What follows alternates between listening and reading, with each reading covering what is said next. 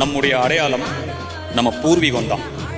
நம்மளுடைய அப்பா, தாத்தா, பாட்டன், முப்பாட்டன், பூட்டன் இவங்க எல்லாரும் வாழ்ந்த வாழ்க்கை வெறும் கதையா காத்துல அப்படியே கரைஞ்சு போயிடக்கூடாது. அடுத்தடுத்து வர தலைமுறைக்கு அது நினைவுகளா தொடரணும். இந்த முன்னோர்களோட மூச்சு காத்தும் நம்ம மண்ணோட சாமியும் சேர்ந்ததுதான் குலதெய்வம்.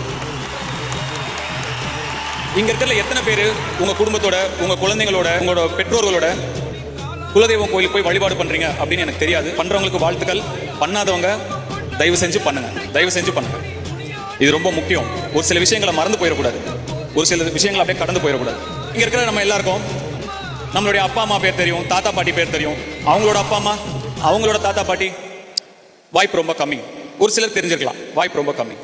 நம்ம பிள்ளைங்களை நம்ம குலதெய்வம் கோயிலுக்கு கூட்டிட்டு போய் அவங்களோட வாழ்க்கையும் வந்த வழியையும் அவங்களுக்கு எடுத்து சொல்லி அந்த குலதெய்வத்தோட அருளோட நம்ம பிள்ளையை வளர்க்கணும். இப்படி ஒரு பறவை கூட்டுல இருந்து இற தேடி எந்த திசைக்கு போனாலும் திரும்பி கரெக்டா அதே கூட்டுக்கு வருதோ, வாழ்க்கையை தேடி நம்ம எந்த திசைக்கு போனாலும் வந்த வழியையும் வாழ்ந்த வாழ்க்கையும் என்னைக்கும் மறக்கவே கூடாது. அப்படிங்கிறத என்ன நான் இவ்வளவு தூரம் மெசேஜா சொல்றாரு அப்படின்னு யோசிக்காதீங்க. உங்களுக்கு நான் சொல்லாம யார் சொல்லுவா சொல்லுங்க.